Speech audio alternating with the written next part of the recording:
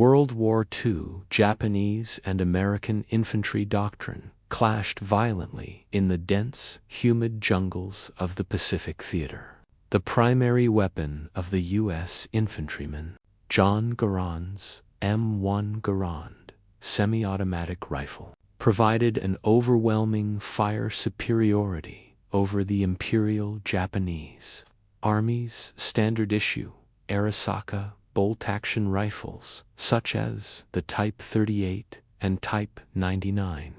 In jungle environments where sightlines were constrained to short distances, encounters were rapid and ambushes required immediate mass fire.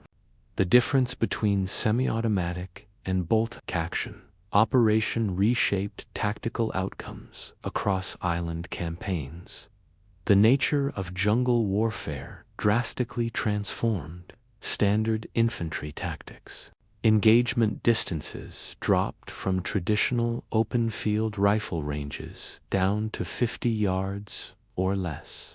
In thick brush, rain, and canopy darkness, soldiers rarely saw clear human targets. Instead, they fired at muzzle flashes, rustling foliage, or directional sound. Under these high-stress conditions, reaction time and volume of fire were critical. When an American squad armed with M1 Garands encountered a Japanese squad equipped with bolt-action Arisakas, the mechanical rate of fire created an immediate disparity.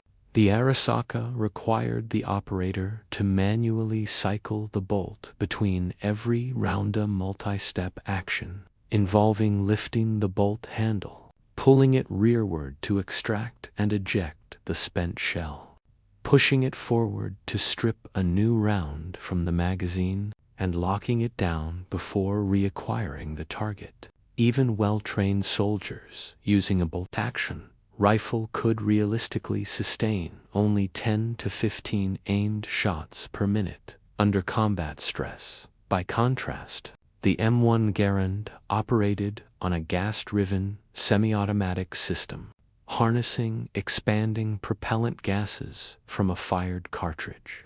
The mechanism automatically unlocked the bolt, extracted and ejected the spent casing, cocked the hammer, and chambered a fresh .3 Vod 6 Springfield round. The shooter simply pulled the trigger for each subsequent shot. A typical American infantryman could deliver between 40 to 50 rounds per minute, keeping his sights aligned on the target zone without breaking his cheek weld or disengaging his grip to cycle a bolt. This difference in rate of fire had profound tactical implications in close-quarters jungle survival. During brief, sudden ambushes, the unit that could suppress the enemy within the first few seconds usually gained fire superiority. An American squad of 8 to 10 soldiers armed with M1 Garands could generate a continuous wall of lead, firing up to 80 rounds in a matter of seconds. To a defensive or ambush force relying on bolt-action rifles, this volume of fire often created the illusion of facing light machine guns or submachine guns across the entire enemy line.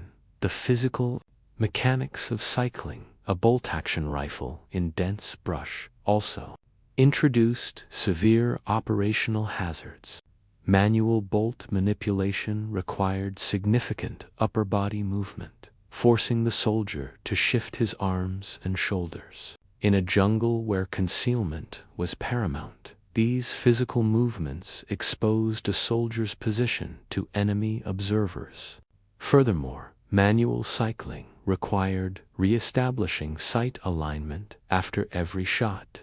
With the semi-automatic M1 Garand, the shooter maintained steady position, making minor sight adjustments as the weapon cycled internally. Reloading systems provided another key operational contrast. The Arisaka rifle utilized a 5-round stripper clip loaded into an internal box magazine. The operator had to open the bolt, align the metal strip over the receiver, press the cartridges down into the magazine with a thumb, discard the strip, and close the bolt. The M1 Garand used an 8-round N-block clip.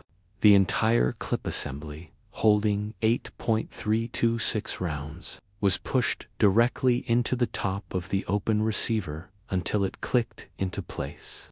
When the 8th round was fired, the empty clip was automatically ejected, locking the bolt open for immediate insertion of a fresh clip.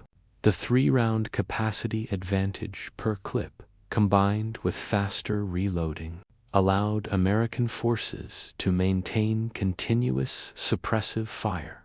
The terminal ballistics of the respective primary cartridges further influenced combat performance. The M1 Garand fired the powerful .3 U06 Springfield cartridge. In dense jungle foliage, thick vines, bamboo stalks, and light field fortifications were constant obstacles.